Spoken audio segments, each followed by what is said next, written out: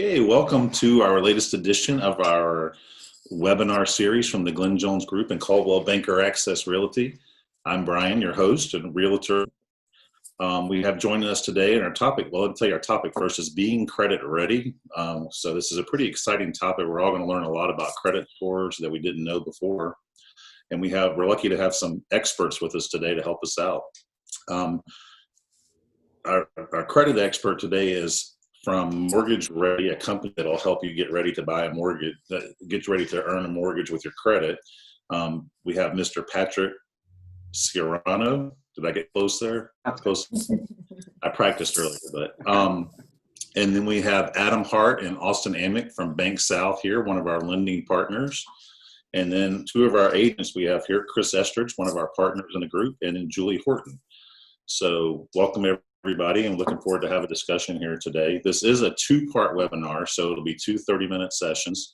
They'll be posted separately on our webpage and at our blogs and our social media, YouTube channel, things like that. So be sure to look out for them. We've been putting this one together for a while, and we're kind of excited about it because as much as anybody thinks they know about it, they really don't know that much about credit when it comes down to it. So, and again, our website is homesofgreatersavannah.com.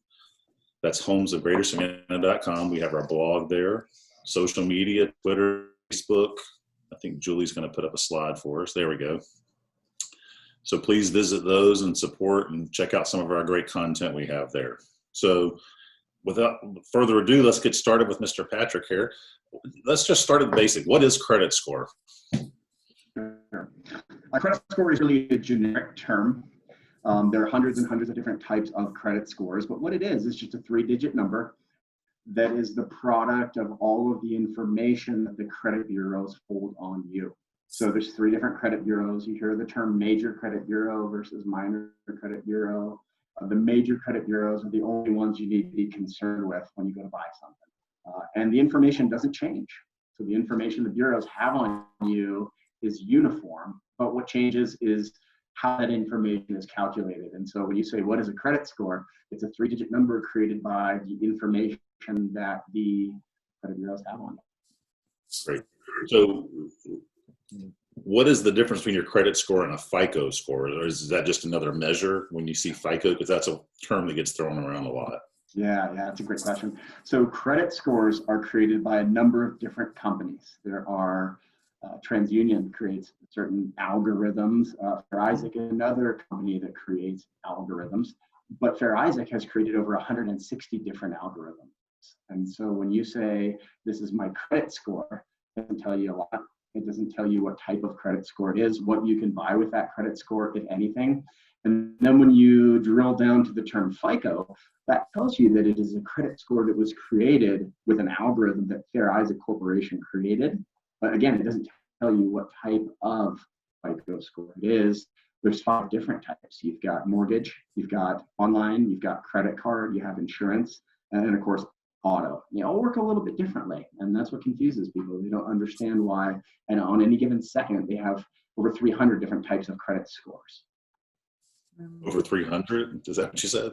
Wow. Over 300, yeah. Wow. You're looking at, over 160 that Fair Isaac have created. Wow. But there's a ton of different companies out there that are creating your credit score, and they're trying to sell you these for, $8 or $10 a month. Right. You can't buy anything with it. I know, and it seems like in the information age and the internet age, credit's become a lot more available to us. I remember, back in the early 90s when I became of age and started getting credit, things like that. I mean, it wasn't readily available. You didn't really know. You had to go through a process to find out. So I think a lot more people are into it nowadays because it is so readily available on the internet. But sites like Credit Karma and things like that. Can you talk about, I know the credit bureau, you mentioned one of them, TransUnion. I think probably the one everybody knows is a household name, either for good or bad, because number one, they're based here in Georgia, but so they're a big company here, but with their data breach schedules, Equifax, are they kind of the Amazon of the credit bureaus, so to speak? Are they the biggest or the most used? Or they're all pretty comparable. They're the juggernaut, obviously, in Georgia, but they're all pretty comparable. And I wouldn't pick on them for data security, actually. Experian actually sold millions of people's information to a criminal in Thailand. Nice. So they weren't even hacked. They actually just sold it off all these companies are getting hacked. The horse has really left the barn there. I know that my information's out there for really anybody to buy, and that's why I do monitor my credit. I have an online service that I look at every day to see if somebody bought like a Maserati in Miami or something. But I know the score, being an online score, is just for entertainment purposes only. I don't really look at the number. I'm looking at the individual accounts, and I'm just making sure. Yeah, well, you know, as talking about that, and I didn't really think about this until now. Do you recommend, and you're in this business services, I know there's a bunch of them out there, I don't want to leave any out, but I know LifeLock's a big player in that, and other ones that kind of notify you. Do you recommend somebody, if they're able to afford one of those monitoring services? Is that something that you recommend for people to do? I do, if they know what they're getting into. For example, I use Credit Karma. Okay. And the reason I do is because it's free, but I understand what their business model is. Because it is a free product, that means that I'm actually the product, right? They're selling my information off to Capital One and to First Premier, and they're trying to refinance loans. I have a 0% interest loan right now on my truck, and Credit Karma tells me they can save me thousands in interest if I click here. It's not mathematically possible because I'm not paying any interest to begin with. Right. And so I look at that app for only one reason, and that is I look at the actual accounts that I have. Okay. I just want to make sure that they all belong to me. Now, when they take those accounts and they give me a credit score, I know that is, I wouldn't say it's complete garbage, but I would say it's something that I can't compare to anything else. It's kind of like comparing apples to oranges. If you have a good season for one, you probably have a good season for another, but not necessarily. You know, one will have a good season, one will have a terrible season. So that's helpful. So that's good to know that you can do that and don't have to pay, you know, to have a service like Credit Karma. So as long as you know, like you say, they are going to try to sell you. They do me all the time as well. So yeah, and ID Watchdog and LifeLock and all those companies, you know, honestly, what you're buying there is the insurance on if your information is compromised. That's what you're really purchasing, because the monitoring is free. You can get free monitoring all kinds of different places. It's the insurance if something goes wrong, and I would recommend you speak to your insurance professional. Well, and it's also too, I mean, you need to keep in mind that they're all businesses, because, you know, some of them, they're all trying to sell. Like I hear a commercial all the time. Anybody hear the one about, you know, you can have your house stolen from you. They can take your deed to your house and have it. You know, as realtors, we always clients ask about that. It's just somebody trying to make money. You got a little slideshow we're going to put up and kind of go through that. Julie, you want to put that up for us? Patrick, you want to take us through that once she gets it up? Absolutely. And kind of talk about what y'all do at Mortgage Ready. Yeah, so we really just do one thing. We are a credit repair company, but you don't meet us on Google or through the radio or anything like that. You only meet us if you meet one of our trusted mortgage professionals. And they've got all kinds of tools to get you qualified. A lot of people think they need credit repair. They don't. But if they do, they come over to us and we fix them up. We get them right back to that mortgage as quickly as possible so they can get into their home as quickly as possible. And we do that by really just doing a few things. Number one, we remove negative accounts. That's the biggest thing that needs to happen. If you pay off all of your accounts, it doesn't normally help you. Those things stick around for 7 to 10 years. Other times you can pay off an account and your score will go down. And so really removing the negative account is critical. We force these companies to prove the accuracy and the validity of everything under a law. And I'll get into that in a couple of slides on how I get things deleted. But besides getting things deleted, we assign a dedicated credit analyst to each customer, along with a personalized optimization plan. Every customer knows exactly what is the fastest and cheapest route to their goals, and then they have a trusted professional to reference as they go throughout the whole process. You always kind of know where they stand with us. That little EPD at the bottom, that's really unique. We create an estimated date to pull, which is when we think the soonest that a customer could be ready. It's kind of like a line in the sand that we don't want to go past. And they're very accurate. If a customer follows their plan, I would say over 95% of those loans close on that estimated date. Check out the next slide.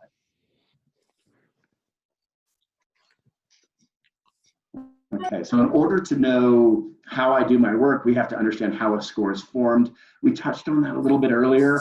The credit bureaus themselves are just simply data storage warehouses. So TransUnion, Equifax, and Experian hold information about you. But have you ever wondered how that information gets there? Have you ever wondered, are they required to post my mortgage? Are they supposed to post my credit card balances? It should be a shock to you to realize that reporting is completely voluntary. No law saying they have to do it. And if they do it, they have to pay money to TransUnion, Equifax, and Experian. These are private for-profit companies. They're publicly traded. And a publicly traded company does one thing. It maximizes profits for its shareholders. Where do those profits come from? They come from collection companies that choose to post.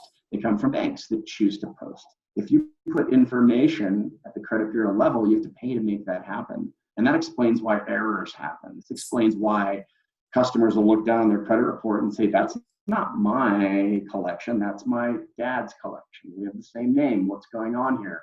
Well, the simple answer as to why errors occur, it's because a company paid money to have that happen. And the credit bureaus collected money. They have every financial interest in posting information, whether it be correct or incorrect, they get paid either way.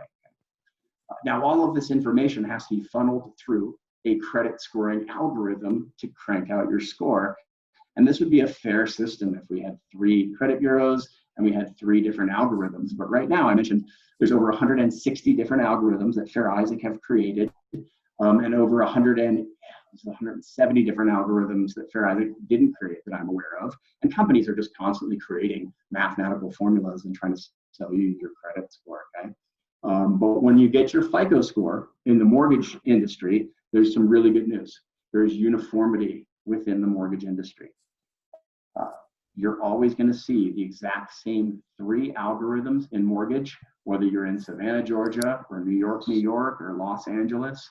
These are the 3 algorithms that Fannie Mae and Freddie Mac have approved for mortgage lending. Okay, and when you pull in the mortgage industry, these algorithms do something very unique. They give you a set of reason codes, and this is a reason why your score is not perfect. There's 40 of them. I have them all memorized. I'm kind of a credit score geek. When you pull credit, you get to see only the top 4 things hurting score. And that helps us really repair a customer's credit. Is it their length of credit history? Is it their credit card balances? If I open up a new account because they're lacking a credit card, is that going to harm their length of credit history? You know, there's all sorts of different considerations that we have to bear in mind when we create an optimization plan. Those error codes help us.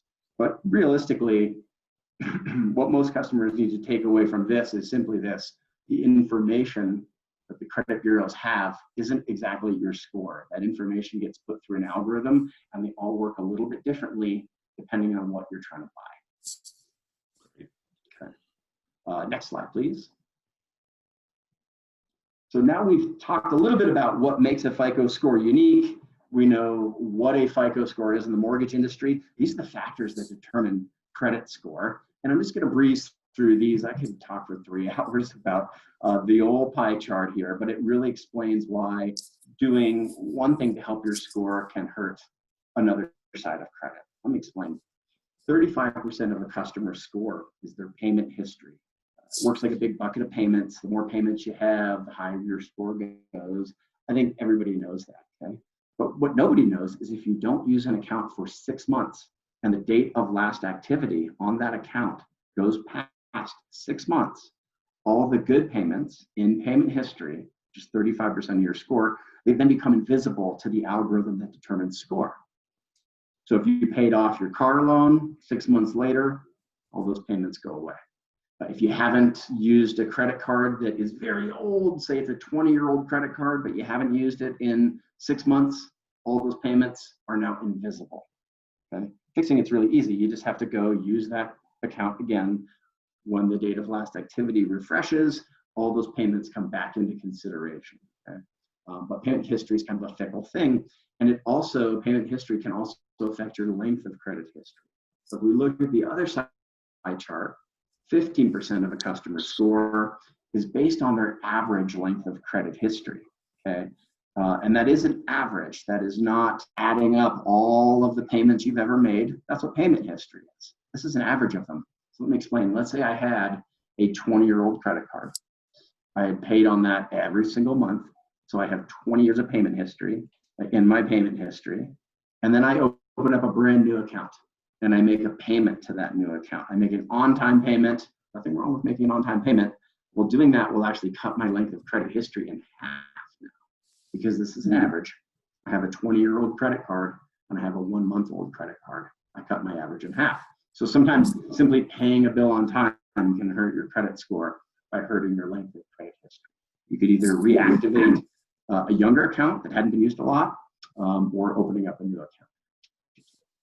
So sometimes pieces of these pie charts work against each other. So we want to be careful. When we give advice, we want to make sure that when we put it in writing, it's absolutely correct. Because besides paying your bills on time, a lot of these things depend, right?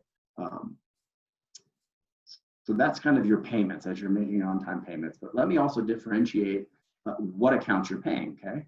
If you're making a payment to an installment account, that's the type of account where your payment doesn't change at all. So student loans, mortgage, auto, payment's always the same every month, okay? That affects your payment history. It affects your length of credit history. That does not affect your amount of debt. If you look at the very top of this pie chart here, you're gonna see 30% of your score says amount of debt. That's actually the amount of debt that you owe on your credit cards and your revolving accounts. And that's a very misunderstood section. A lot of people think paying down their car loan is gonna help them. No, that's an installment account. That will not help you. Or paying off the mortgage early helps. That does not help your credit score. Only paying down credit cards is really what you need to be doing. And there's all sorts of rules of thumb. Some people say 50%, 30%. There's all sorts of different information out there. Here's how it works exactly. If you only have one credit card and it's completely maxed out, you're losing all your points. If you can pay it down to 50% of the credit limit, you recoup 3/4 of your possible points. So most of the points you can earn and lose happen above that 50% mark, okay? If you can pay that same credit card down to 30% of the limit, at that level, you recoup 90% of your possible points. So the closer you can bring your balance to zero, the more points you earn, right? It's kind of a smooth curve going all the way down to zero. But once you get down to zero, something really dangerous happens. They don't mail you a bill, which you have the chance to pay on time. And you have to pay a bill every month in order to grow your payment history, which is the biggest section of credit. So we tell our customers, it's really simple. Don't put a tank of gas on there. Don't put a utility bill on there. Literally put a pack of gum on there. Something for just above $1, because it is the smallest number that forces that bank to mail you a bill, which you have the chance to pay on time. So you know you're growing your payment history as quickly as you possibly can, but you're also showing the maximum amount of your limit available every single month. Now, that's if you have one credit card. A lot of customers come to us and they've got 10 different credit cards. Some are 0% interest. They've got limits all over the place. And they say, hey, I've got $500 to throw at my score. Where do I put it? It's part of what we do. We tell people exactly what to pay, how much to pay, what to not pay, so they get their best FICO point return on their credit card. Okay.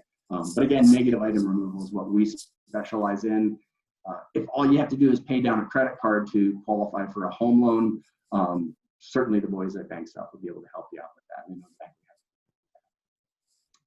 how to do that. The next couple sections of credit, new credit and credit mix, they're smaller areas, but they're very important. Your credit mix is a mix in between those two types of accounts that I explained, your installment accounts where your payment never changes, and your credit card style accounts where the payment does change a little bit just depending on how much you owe, okay? You want to keep a pretty even ratio in between those two. As soon as you have too many credit cards, it's a bad thing. As soon as you have too many installment loans, it's a bad thing. But opening or closing either one of those accounts can hurt you. So make sure that you talk to us before you do either one of those things, okay? And new credit, that's 10% of your score. This is where inquiries hurt you. And I think there's a lot of trepidation around inquiries. A lot of customers are afraid to pull their credit. What customers need to know about inquiries is this. A lot of the times pulling credit will not hurt your score. And if it does hurt your score, that falls off 7 times faster than any negative item out there. Generally, it's 2 to 3 points when you pull credit. And the next month, it might be 1 point. Right? They go away very, very rapidly. But you have to pull credit in order to see where you are. Okay, next slide.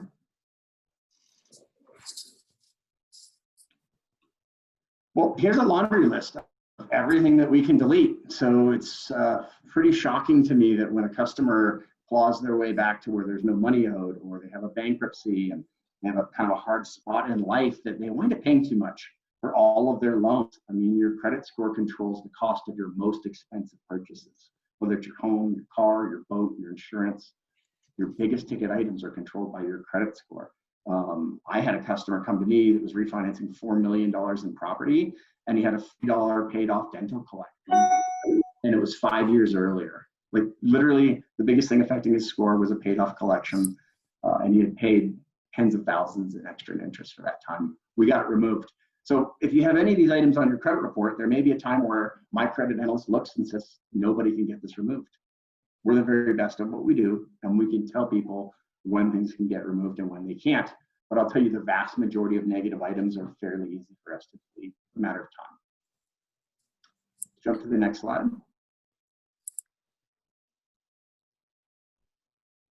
People always want to know how I get things deleted. Well, it's under federal law. The Fair Credit Reporting Act and the Fair and Accurate Credit Transitions Act are the two federal laws that we work under. And really what they say are two things. Number one, if something is accurate and verifiable, then nobody can delete it. But if it is not accurate, if it is not verifiable, then it can't be held against the customer, okay? We also work under the Metro 2 code book, which is a code book about this thick that controls how things can post on your credit report. So when a mortgage lender looks and they see M9 or M3 or I7, it's credit geek stuff. It's part of how we get things removed. If it is coded incorrectly, we get it removed.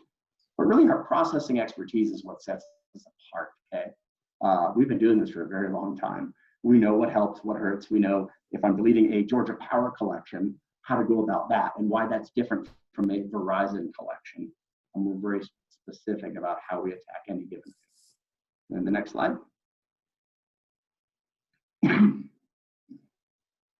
Excuse me. Here's the best part.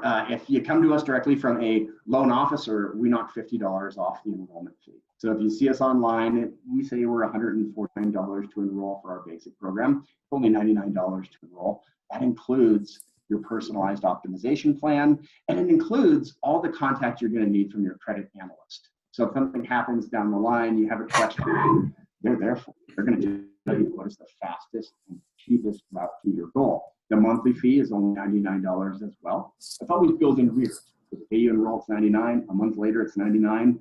People do cancel or restart anytime. Every month, you're going to see results. So you'll get to see where your $99 are going. But the vast majority of files take more than 1 month. So generally 2-3 months, sometimes 4-6 months, depends on the file. But you do get to see that incremental change on a monthly basis. That's the program in a nutshell. Great. It's great. Does anybody have any questions for Patrick before we get into a couple other things? Julie or Chris? I haven't heard from you guys yet today. That sounds great. It's interesting that they can do all that. Just a couple of follow-ups here and questions. You covered most of what I want to talk about in your presentation, which is terrific. You can come to you guys without going through a lender. It's better to go through the mortgage lender to do that. Because kind of, you got to put a plan together of what you need to work on. Yeah, you're going to need a mortgage lender anyway, so I'd go there first. Okay. There are times where a customer doesn't need credit repair and they just need a little bit of good advice, and that's the fastest route to their goal. Right. Our credit analysts are also trained that if they see a file that can be closed without credit repair, and it's faster to do it that way, we'll tell the customer right away, hey, you just need to pay down your Macy's card and you're going to be fine, something like that. I would absolutely start with your mortgage professional first. You don't know what you don't know, and sometimes your online score could actually be lower than your mortgage score. There's a lot of people out there that are afraid to kind of put their cards down and see where they stand, but if you don't start there, you're not going to get anywhere. Well, I think because I get to go to Best Buy now because I haven't used my Best Buy credit card in about 2 years. So I got an excuse to go to Best Buy today to get something cool, I guess. Pack of gum only. Pack of gum only. Put everything else on the debit card. You told me I could do it. Okay. So Brian, I was going to say too as well, in addition to what Patrick was saying, is we as the mortgage lender partner with Patrick and his team, and it's very similar to like when you go to take it as an agent, you take somebody out to look at a house. you're an expert on the house, but then you bring in an inspector to kind of get into the granular parts of the home. Absolutely. That's a good Patrick. So a analogy. lot of times they can come in and we can give them some advice. And there's some things like Patrick was saying we can do pretty quickly and they may not need repair, but then he's subject at all times on credit. So we work well together. And it's That's a great analogy. Yeah, absolutely. In researching for this meeting, for this webinar today, I thought, and I consider myself pretty savvy about these kind of financial things. Is like I thought the credit score was like from 300 to 850 was way, but that's not even true. There's not even consistent. Every company has, they all have their own score range. I didn't even know that until I was researching for this. So I guess widely 850 is considered like is that Equifax's, I guess, 300 850? So here's where we get into the credit nerd stuff. Okay, each credit bureau has only one algorithm that it will integrate with. So Equifax uses a credit algorithm called Beacon 5.0.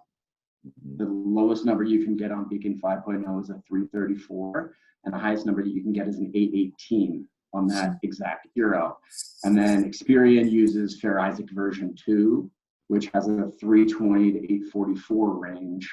TransUnion uses Classic 04. So if you pull and you're trying to get a home anywhere in the US, under TransUnion, they will use an algorithm called Classic 04. The lowest number you can get there is a 309. The highest number you can get there is an 839.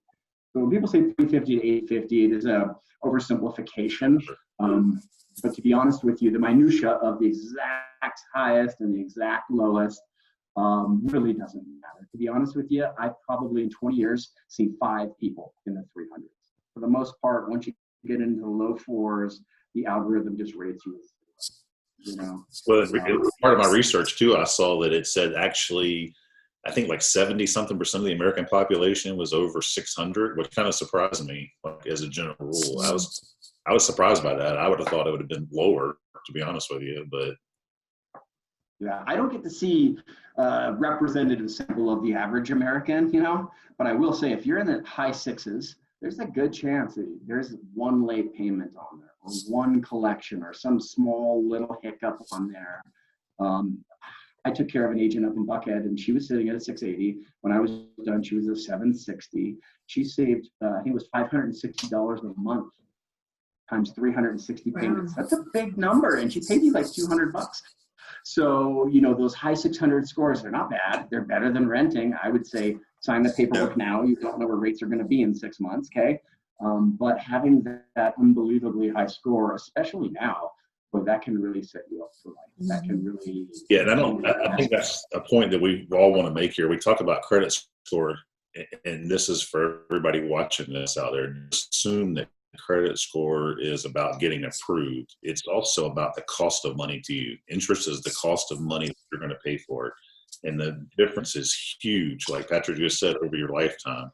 As walking into a car lot and being able to get a 0% financing or to get a sub-3 mortgage now, correct? I think a sub 2.5, right? You guys said yesterday, or getting a 4 or 5. That's a lot of money over the lifetime of the loan that you're going to pay. So it's not just about getting the approval. Don't think that. It's about what you pay for the price of the loan. A couple more things. Kind of a myth or fact here for you, because I always hear this, and you guys, Adam and Austin, can make this is myth or fact. No credit is worse than bad credit. Because this is something I hear from people. Adam and Patrick, that's all you. Y'all know, y'all have heard this before. Julie, Chris, y'all have heard this too, correct? You always hear this. It's better to have bad credit with late payments than to have nothing. How bad's the credit? Right. How bad is the credit? How much money do you? If you have bad credit because you owe $50,000, then that's a bankruptcy, and you got to sit on the sidelines for a couple of years. Whereas, if you, I think Moby's talking about more like people that had just graduated from college in the last couple of years, or it's high school and starting out and haven't, bought their first car or bought a house or whatever. I mean, we all kind of go through that, getting our credit established at some point. So there's that we run into people all the time. They're cash buyers. They were raised, we're never going to finance anything. I don't believe in that. but now I want to buy a mortgage. I have no credit. I pay cash for everything all life. Yeah, and we deal with old retired couples that say, I don't need that. I am the bank. And then life crisis happens with someone they love or someone they know, and they want us to co-sign or do something, and they can't. I would say in general, a zero credit score is not the end of the world. A zero credit score means that you don't have any debt on paper. That's a good thing. It also means that in 6 months, you're going to be qualified for a mortgage. No question about it. We can get you there by getting good information out. But people that have bad credit also have to understand something, that although they may have negative items, they also need to kind of cultivate their positive items. They need to have good, positive, paid as agreed accounts, because down the line, when I delete their negatives, it's not going to be forever. This too will pass. And when I delete their negatives, their score will only go up to the point that their positive accounts draw them. Okay, I've seen people still in the 700s that are in active foreclosure because their positive credit goes back 30 years. So when bad things happen. We're all human beings. The idea is it's never lost, and always try to pay attention to your positive credit. Okay, one last question before we wrap up this part of the conference call here. What's the best way, kind of talking about this, it kind of goes on that. What's the best way for a new young person to get started trying to establish credit? I know, look at Austin. Well, he's the youngest here, so. So, I mean, I'm sure Patrick knows more about this than me, but I will say, for example, when I was in college, I banked with Wells Fargo. I went to Wells Fargo and just told them, I want a credit card. I don't care what the limit is. I can start building credit. They put me on like a student credit card that was 0% interest for 24 months, and the credit limit was like 500. I still have that credit card. I don't use it as much. I'm paying a little bit of interest on it, but I still use the credit card, and that had me brand loyal to them, number one. 700s, and that helped me. That credit let me buy a car. So keep it. Never. That's what I did. Yeah. That's the smartest thing you can do. Go ahead. So, that pie chart that we just showed, if you're a new kid coming out of college, or you just came to this country and you're a zero, you don't even need to know about that pie chart. All you have to know is one thing: a credit card works on every single section of credit at the same time. It's the best type of account you can have. That's all you need to know. You need a credit card, or you will be paying too much for all of your loans. But you don't need to go into debt. You just have to charge up $1 once a month. That's the fastest way you can possibly get your credit score up, is to have a credit card under your name and charge up $1, okay? But that said, if you happen to have parents, relatives that want to add you to their credit card, you can always be added as an authorized user. You can piggyback onto their account. That can actually add payment history. That can add length of credit history that the student wouldn't have otherwise. But that said, they will never qualify for a home loan unless they have accounts that are in their own name. You could do that. That's interesting. Yeah. Well, good. Well, that's some great information. We're going to end now part 1. And again, Patrick is available, and he's going to stay with us for part 2. We're going to kind of move into the mortgage part of it a little bit. So thank you guys, and then we'll see you to start part 2 here shortly.